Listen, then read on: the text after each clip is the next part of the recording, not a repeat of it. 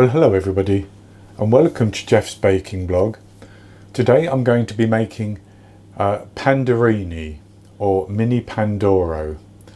These are a yeast based dough which is formed into shapes. Now this is a Pandoro mould,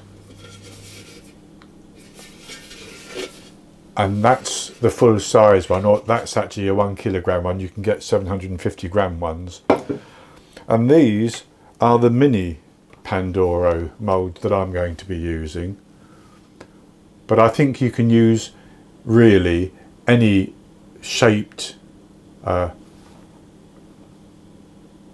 tin like this, perhaps even a muffin tin, but a shaped tin. And I think you could also, at a push, make this in a loaf tin, or like a panettone in a round cake tin. But I'm going to make these small ones, and with the excess dough I'm going to put them, I think, put it into my mini bundt tin just to see how that turns out. It's quite a long process. It's in 3 distinct steps, and the first of which is to make a Biga, or a Biga, however it's pronounced, which is a small amount of flour with some yeast and some water or milk, which is mixed together into a homogeneous mixture, and then it's allowed to prove overnight until it's proved very well. And then the next day you make your first set of dough, which is taking that Biga and adding more ingredients to it to make another dough, and then you prove that for quite a while as well, and then you add more flour and such like, and more other ingredients as well, and you make yet another version of the dough, which you then put into your Pandoro mould or your Pandorini moulds and allow to prove again before you bake them. So it's going to be quite a long process. I'll start it tonight and I'll finish it tomorrow. So the first thing to do is to go on to make the Biga or bigger, and for that I have 45 grams, which is 1/3 of a cup minus a teaspoon of very, very strong bread flour. This is 14.9% protein. You could use strong bread flour, you could use all-purpose flour, and if you have some vital wheat gluten that you can mix into it, that would actually increase the protein level and the gluten level. And this flour is also known as Manitoba flour, depending on where it's manufactured, but it's Manitoba flour which they use in Italy, and this is an Italian bread. And into that I'm going to put 2 grams, half a teaspoon of instant yeast. And then into that I'm going to add 30 millilitres of water at room temperature, and that's 2 tablespoons. And I'm going to mix that around, and I'm going to keep mixing it until I have a nice homogeneous mass. It may take a little bit of time.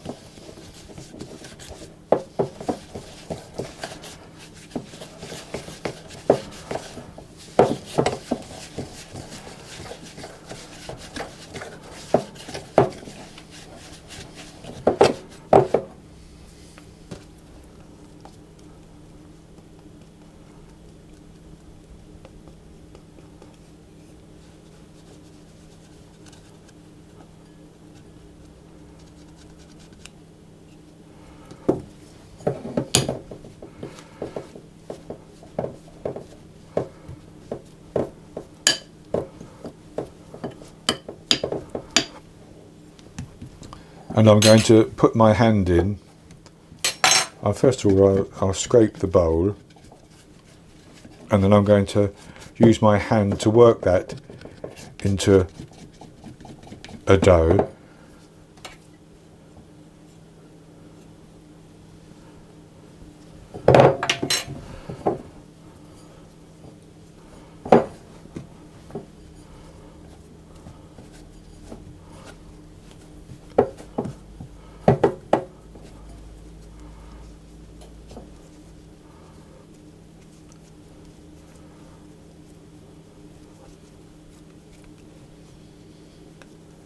And so that dough is still tacky, but it's worked into a dough, and I'm going to form that into a ball. Maybe I'll do it on the counter if it doesn't stick.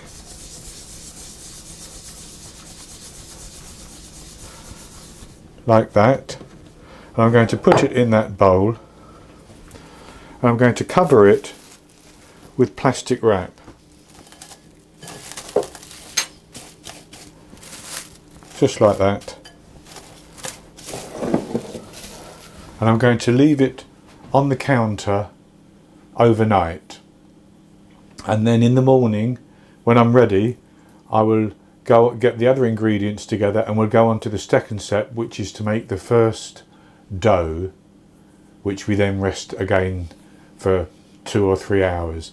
So I'll be back in the morning when we're ready to go on to make that first dough. It's the next morning now, and our Biga has been resting on the counter overnight, and it's activated quite nicely and it's increased in size. So it's time to go on to make the first dough for our Pandorini. So for the ingredients for the dough, I have my Biga, which is about 80 grams. I have 1 medium egg, which would be large in the USA. Another 2 grams, half a teaspoon of instant yeast. 20 grams, just under 3 tablespoons of icing sugar, and 90 grams, which is 2/3 of a cup minus 2 teaspoons, based on scooping packed flour into a 250 milliliter cup. And that again is that Manitoba flour. If you can't get it, you can use strong white bread flour, or at a pinch plain flour. So what I'm going to do is to put the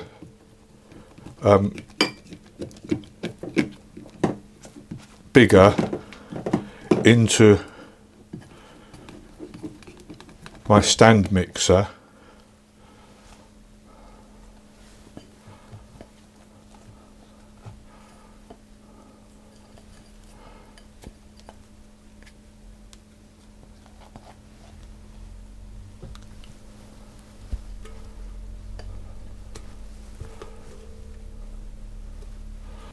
and on top of that I'm going to put my icing sugar and the yeast and the flour, and I'm going to start mixing that around, and then I'm going to add the egg, and I'm going to mix this with the dough hook until it all comes together into a nice homogeneous mass that should cling around the dough hook. It's going to take at least 10 minutes, and it will be very sticky, I think, at the end.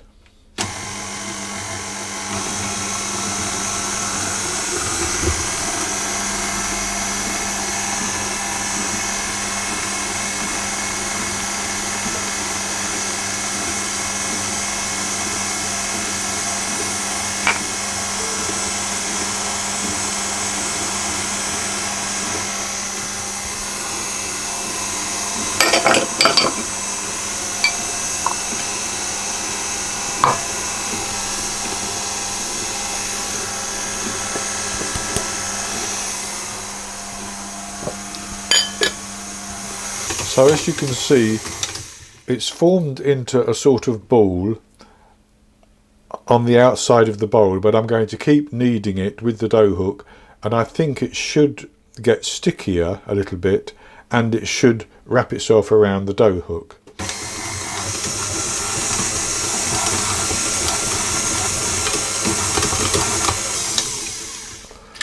So I've kneaded that for quite a while. It's actually been a good 12 minutes, maybe even up to 15, and the dough is slightly tacky, but it's worked, I think, to the consistency I need. So if I for instance, start to stretch it, it should stretch quite nicely without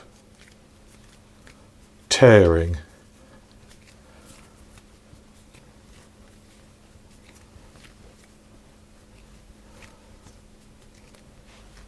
I mean, obviously I could tear it if I ripped it apart, but the more you stretch it, the thinner it gets, and I'm just doing this to show you.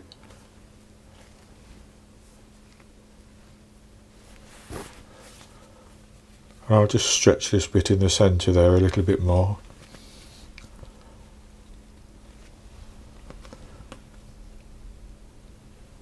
And there you can see it's very, very thin.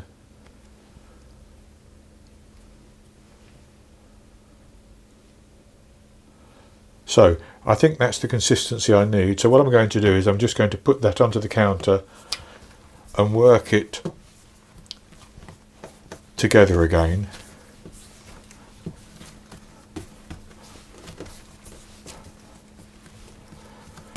And then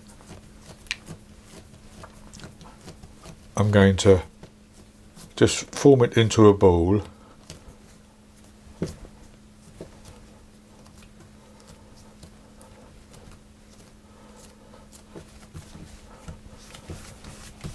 Like that.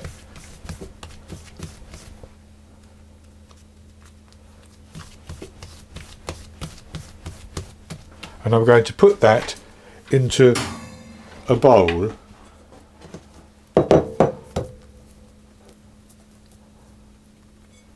And I'm going to cover it with plastic wrap, and I'm going to allow that to rise again for 2 to 3 hours maybe, until it's completely doubled in size.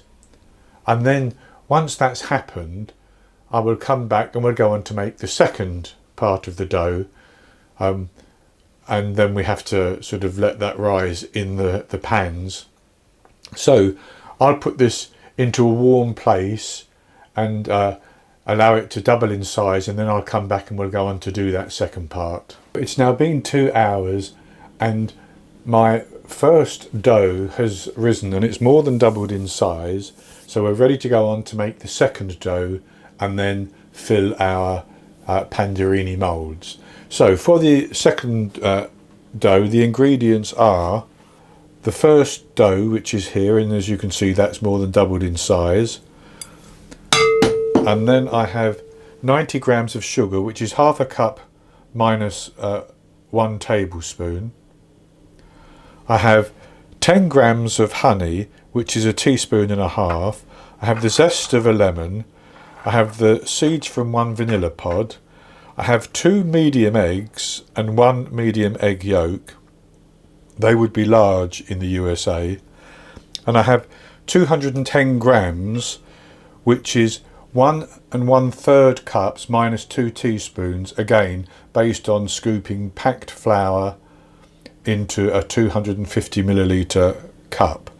Then I also have 125 grams of softened unsalted butter, which I've cut into cubes.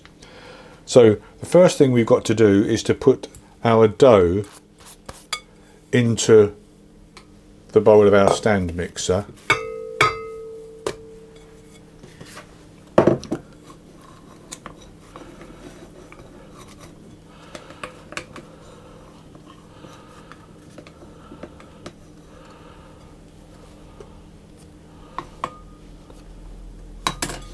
Like that.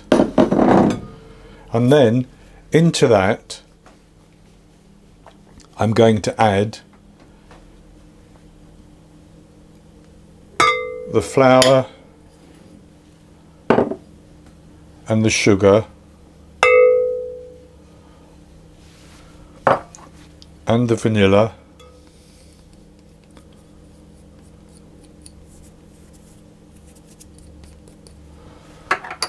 and the lemon zest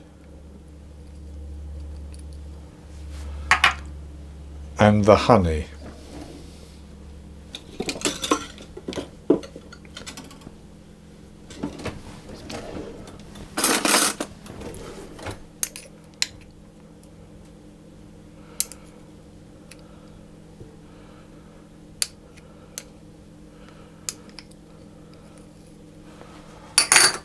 And then I'm going to put the dough hook on.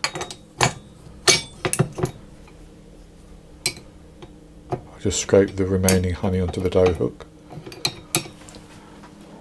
And I'm going to start to mix that. And then as it begins to come together, I'm going to add the eggs and the extra yolk one at a time, or a little at a time, should I say, but one at a time basically, and mix them each time until they're fully incorporated before adding more.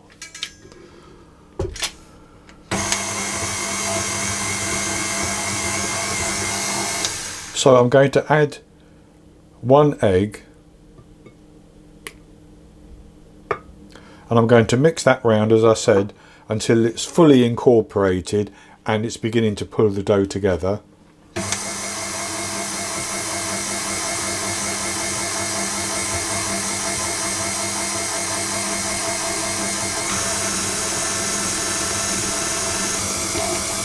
And then another egg can go in.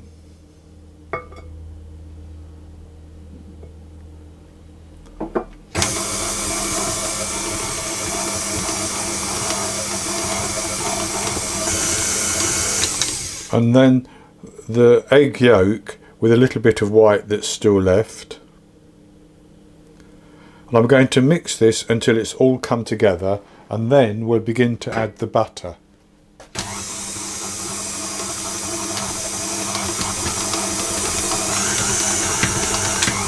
So as you can see, that's all come together now. So I'm going to add the butter, and I'm going to add it 1 piece at a time, just like that, and I'm going to mix it until it becomes incorporated fully. Then I will add more, 1 at a time, until it's all been added.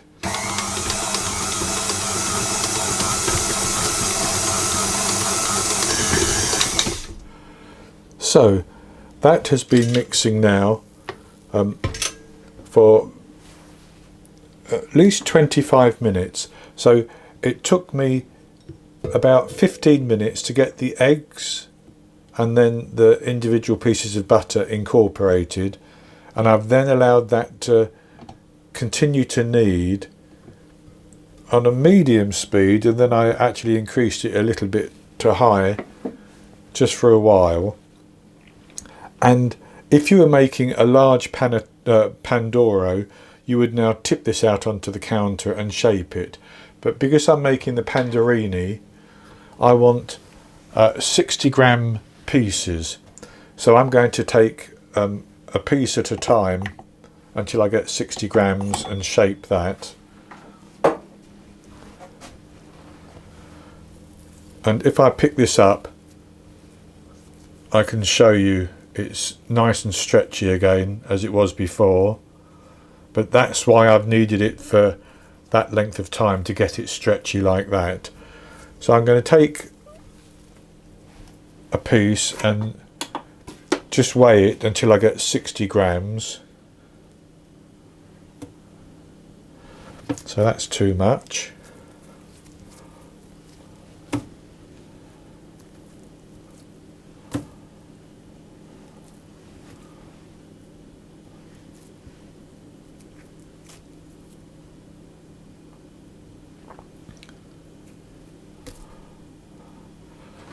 And then with that 60 grams, I'm going to put it onto the counter, and I'm going to just fold it over into a ball. Now if your hands get a bit sticky, you can smear them with butter to make this easier. But having made that into a ball, I'm going to turn it over, and I'm going to just press down as I twist it round, and that's to get a bit of tension in again. And then I'm going to drop that into my Pandorini mould. Now, because this is the first time I've used it, I've washed it in warm soapy water, dried it, and I've sprayed it with some spray. But because it's silicone, really it doesn't need to be sprayed, but because it's the first time, that's what I'm doing. So I'm going to put that in and just drop it into the mould, like that, and do the same for 6 more. So there are my 6 little balls of 60 grams of dough in the Pandorini moulds, and I'm going to cover those with a damp towel and leave them until they rise again, until just about coming up to the top of the mould. And as that's beginning to happen, the coming up to the top, I'm going to preheat my oven to 180 Celsius, that's 350 Fahrenheit, and then I'll be ready to bake these. Now, at the same time, I will put the remaining dough into my other mould that I'm going to use, which is my little bundt tin. And I just want to see how that turns out, so you don't need to see that. But I'll be back with you once these have risen up and the oven is preheated and we're ready to bake. So the dough has proved in the Pandorini moulds, and it actually took 6 or just over 6 hours for them to rise up so that they're just slightly above the top of the moulds. And I had them in a warm place. I actually had them in the oven with the light on, but no, not the heat on, just the light to give that bit of warmth. So they've risen up, and my oven is now preheated to 180 Celsius, 350 Fahrenheit, and I've put in a little bowl with hot water, and that will stay in while I'm baking. So this is what the Pandorini look like at the moment, and I'm going to put them into the oven, and I'm going to turn the heat down immediately to 160 Celsius, that's 320 Fahrenheit, and I'm going to bake them for 20 minutes. Then after 20 minutes I'll take them out of the oven and allow them to cool for about 10 minutes. Then I'll turn them upside down but leave the mould in place and allow them to cool completely. Then I'll take the mould away and I'll come back and show you what they look like. I baked the Pandorini for 20 minutes at that 160 Celsius, having heated the oven to 180 Celsius, and they browned nicely on the top and they rose up a little bit as well, which was good. And because I baked them in that silicone mould, they didn't brown as much as they would have done in a metal mould, but they still browned quite nicely.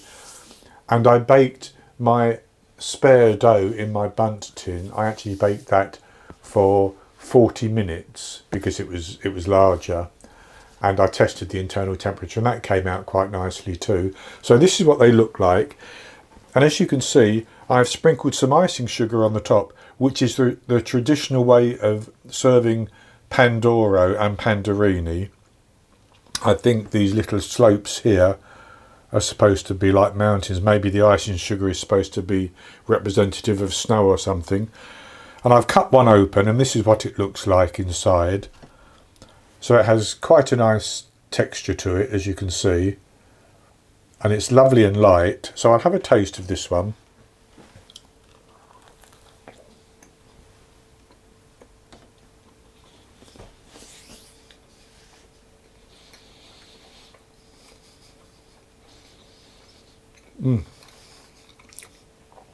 It has that lovely flavour from the lemon zest. I can get a bit of vanilla, but I get the lemon flavour coming through as well. It's a nice light bread, very, very good indeed. Now the large Pandoro, I've read, if wrapped in plastic wrap and stored in an airtight container, will last for a week. I think these will last for a few days if you do the same. I think very often they tend to be put into cellophane bags and stored in cellophane bags. I don't know why, but that's what I've that's what I seem to have seen. So that's going to be it for this recipe. I should just stress, I think you can do these in a muffin tin, or if you have some other special type of mould, maybe a brioche, mini brioche pans or something like that. Any moulds, Dariol moulds as well, popover pans would work as well. So even if you don't have these mini Pandorini moulds, you can still make this. It does take a while. It's taken me 24 hours, but that's a waiting time. It's not a working time necessarily. I'll put full details of the waiting and such like in the written recipe on my blog. So that's going to be it for today, and I hope you've enjoyed it. And if you have, please give me the thumbs up below and click to subscribe to my YouTube channel. In the top right hand corner of the screen there will be an eye that you can click on, and that will take you to a link for this recipe, and I'll put a link below the video as well. And I'll be back with another recipe in the very near future. So until then, happy baking.